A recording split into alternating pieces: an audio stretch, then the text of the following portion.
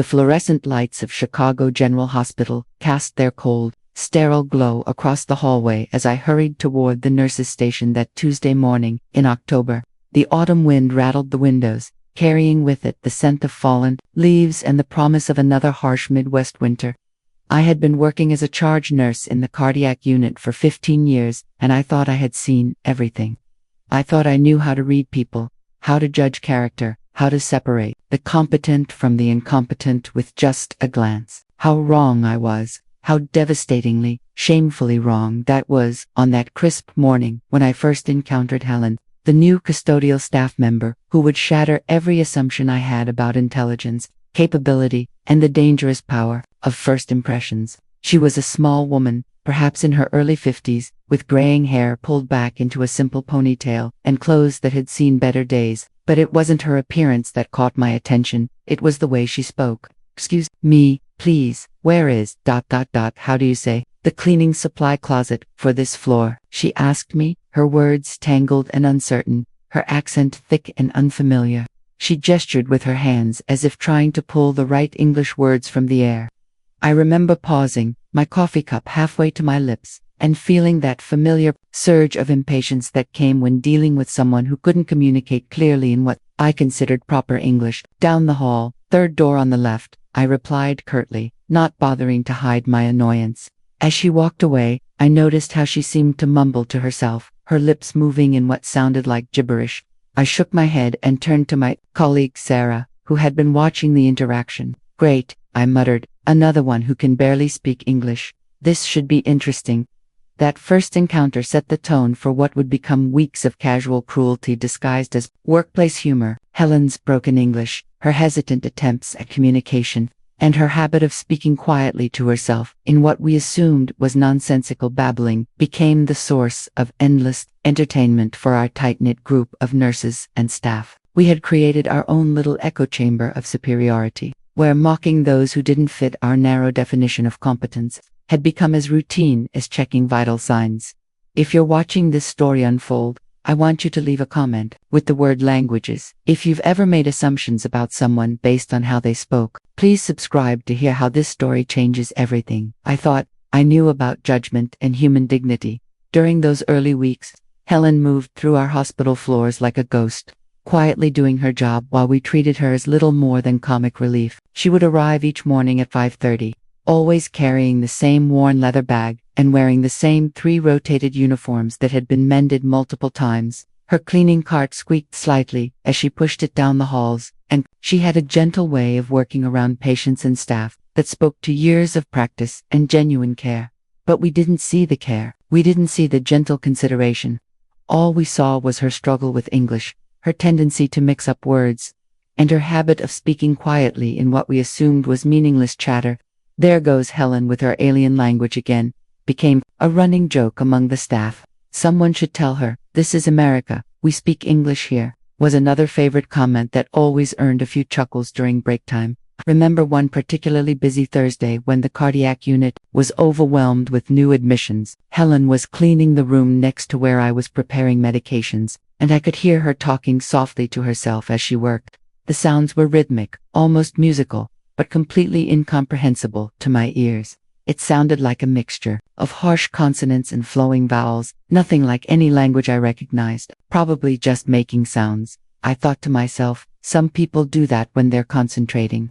During our lunch break that day, I shared this observation with my colleagues in the break room. "Helen's really losing it now," I announced, to the table of 5 nurses who had gathered around our usual spot. "She's talking complete nonsense while she cleans, not even trying to form real words anymore." The laughter that followed felt good at the time. That shared moment of superiority that comes from being part of the in-group, the ones who belonged, who could communicate properly, who understood how things worked in the real world. Sarah leaned in conspiratorially. "I heard her yesterday, trying to ask Dr. Martinez about some cleaning supplies, and she couldn't even get through a simple sentence. How do these people even get hired?" The murmurs of agreement around the table reinforced our collective sense of righteousness. We were the educated ones, the professionals, the people who had earned our place through hard work and proper communication skills. Helen was just the cleaning lady who couldn't even speak properly. But even as I participated in these conversations, There was something that nagged at me. Helen's eyes. They were intelligent, deeply thoughtful, and sometimes when I caught her looking at me, I saw something that made me uncomfortable. It wasn't confusion or embarrassment as I had expected. It was understanding. It was as if she knew exactly what we were saying about her, exactly how we perceived her, and she was choosing to remain silent about it. The pivotal moment came during our monthly staff meeting in early November.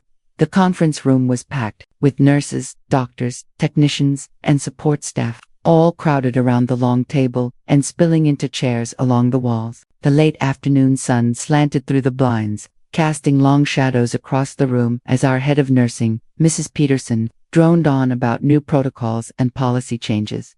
Helen had been called in to clean the conference room next door, and through the thin walls, we could hear her working, occasionally talking quietly to herself in that same incomprehensible manner we had grown accustomed to mocking.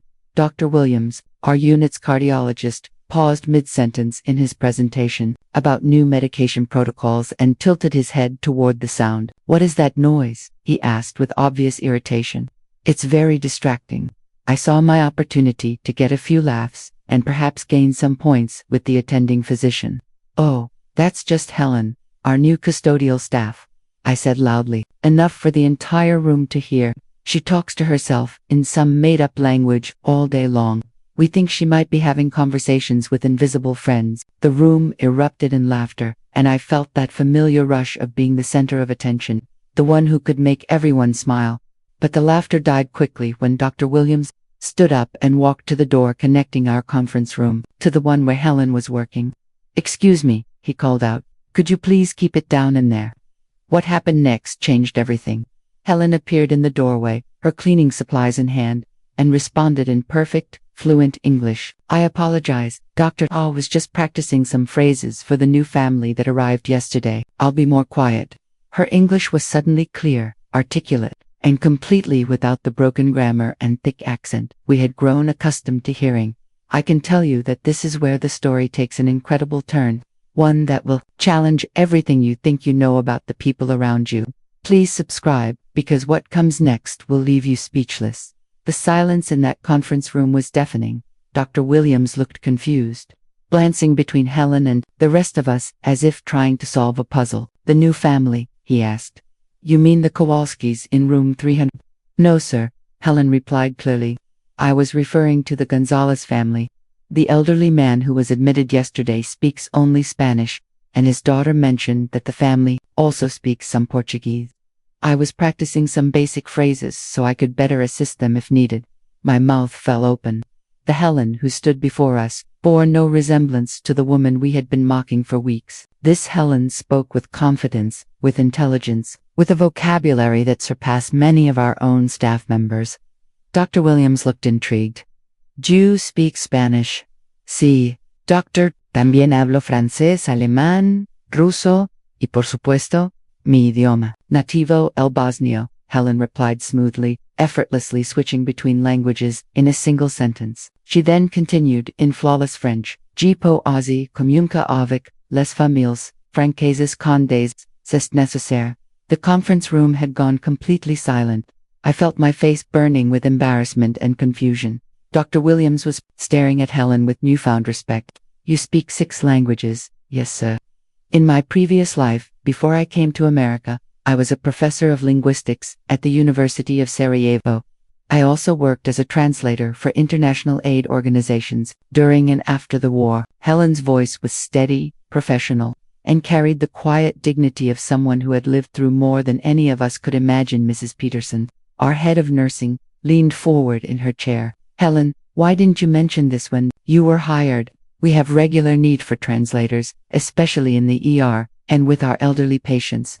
Helen's eyes moved slowly around the room, taking in each of our shocked faces before settling on mine. For a moment, our gazes locked, and I saw in her expression not anger or resentment, but a deep sadness that cut through me like a knife. "I learned early in my time here that people make assumptions about intelligence based on how perfectly someone speaks English," she said quietly. "I have a condition called foreign accent syndrome, caused by trauma I experienced during the war in Bosnia. It affects how I pronounce English words, even though my comprehension and vocabulary are extensive. The medical professionals in the room immediately understood the implications.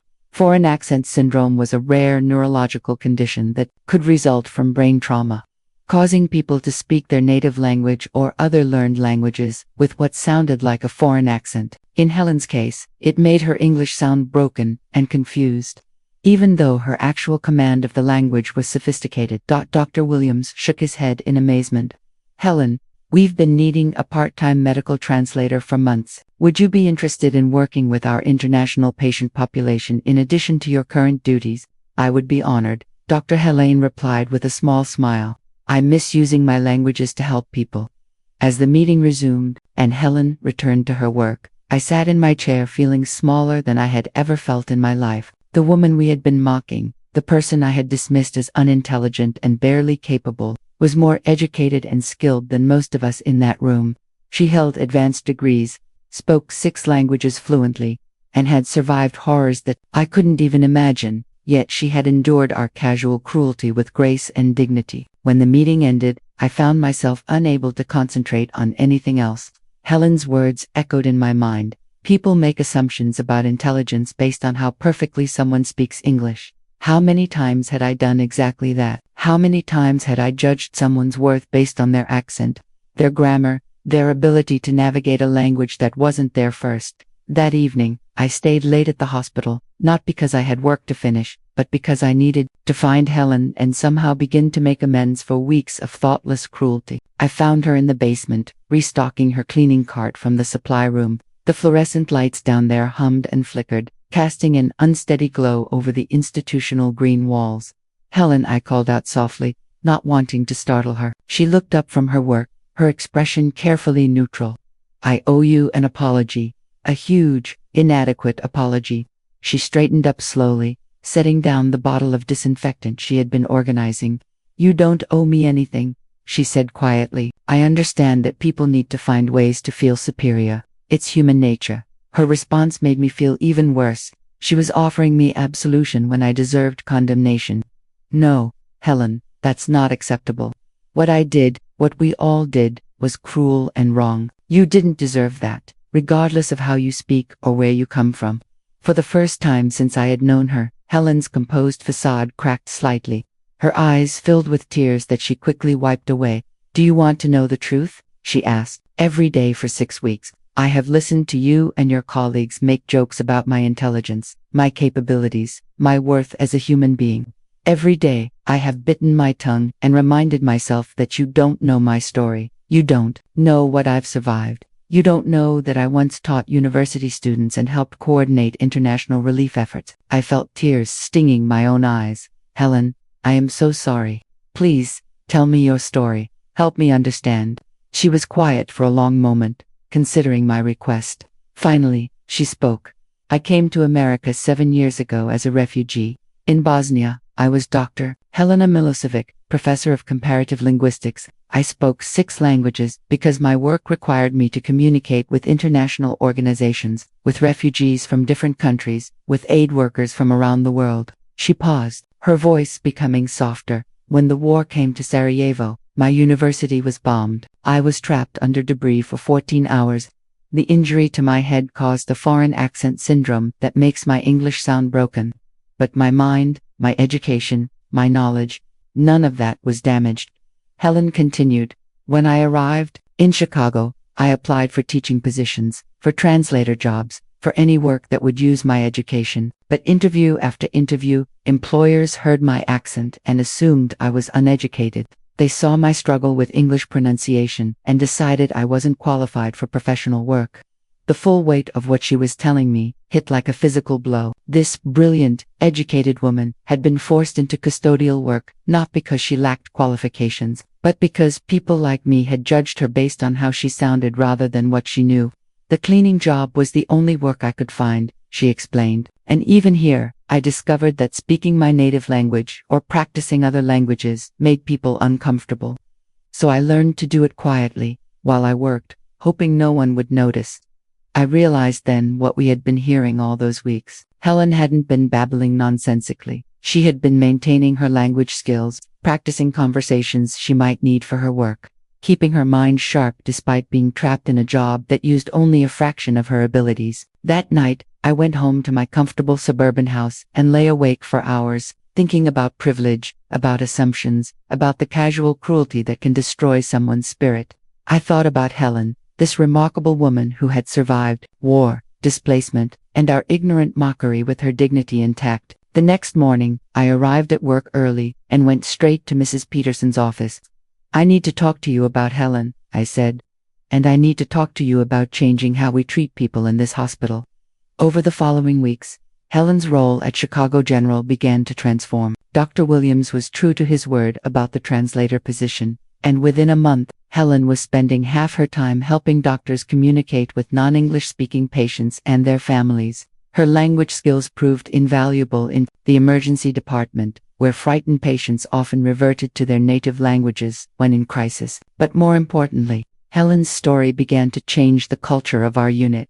Mrs. Peterson arranged for Helen to share her experience with the staff, not as a victim seeking sympathy, but as an expert educator, teaching us about the dangers of linguistic prejudice and the importance of looking beyond surface impressions. I watched Helen bloom as she was finally able to use her skills in education. Her confidence grew, her shoulders straightened, and the quiet sadness that had shadowed her eyes began to lift. She started a volunteer program, working with refugee families who came to our hospital, helping them navigate not just language barriers but the complex American healthcare system. The most profound change, however, was in how I began to see the world around me. Helen's story opened my eyes to the countless times I had made snap judgments about people based on their appearance, their accent, their perceived social status. I began to notice the assumptions I made about patients, about new staff members, about people I encountered in everyday life. 6 months later, Helen was promoted to a full-time position as the hospital's cultural liaison and medical translator. On her first day in her new role, she wore a professional blazer and carried a briefcase instead of a cleaning cart. As she walked down the same hallways where she had once been invisible, doctors and nurses greeted her with respect and genuine warmth. I remember standing at the nurses' station that day, watching Helen confidently discussing treatment plans with an attending physician, seamlessly switching between English and Spanish to help a patient understand his medication regimen. This was the same woman I had once mocked for her babbling. The shame I felt in that moment was overwhelming, but it was also transformative.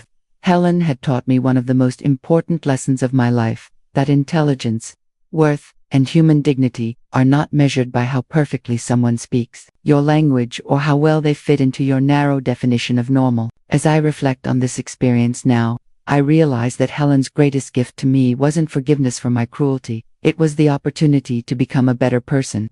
She could have remained bitter, could have held my ignorance against me forever. Instead, she chose to educate, to bridge differences, to transform a workplace culture through quiet strength and undeniable competence. Helen and I eventually became friends, real friends, who could discuss books, politics, and philosophy in ways that challenged and enriched my thinking. She shared stories of her homeland, of the rich cultural tapestry of Bosnia, of the intellectual life she had led before war changed everything. In return, I tried to learn from her example of grace under pressure, of maintaining dignity in the face of disrespect. The lesson Helen taught me extends far beyond language barriers. In our daily lives, we encounter people who may seem different, unusual, or outside our comfort zones. We make split-second judgments about their intelligence, their capabilities, their worth as human beings, but every person carries a story we don't know, skills we don't recognize, wisdom we might never discover if we remain trapped in our assumptions. Helen's experience also opened my eyes to the struggles faced by immigrants and refugees in America. These are people who often possessed advanced degrees, professional careers, and respected positions in their home countries, only to find themselves starting over in a new land where their accents mark them as other, and their credentials are questioned or dismissed. Today, when I encounter someone whose English isn't perfect, whose accent is thick, whose way of expressing themselves seems different from what I'm used to, I remember Helen. I remember that behind every struggle with language might be a brilliant mind, a rich history, a story of survival and strength that would humble me if I took the time to listen. What happened with Helen changed not just my perspective, but the entire culture of our hospital unit. We implemented sensitivity training, created programs to better support multilingual staff, and established policies to prevent the kind of casual workplace harassment that Helen had endured. Her courage in sharing her story made our workplace more inclusive and respectful for everyone. If this story has moved you, if it's made you think about your own assumptions and judgments, I'd love to hear about it in the comments. Have you ever discovered that someone you underestimated was actually remarkable in ways you never imagined? Have you been on the receiving end of linguistic prejudice yourself? Share your experiences because these conversations matter. Your stories help all of us learn and grow. And if you found value in Helen's lesson about looking beyond first impressions, please subscribe to our channel. We share stories that challenge us to be better, to think deeper, and to treat each other with the dignity and respect that every human being deserves. There are so many more powerful stories waiting to be told, stories that might just change how you see the world around you.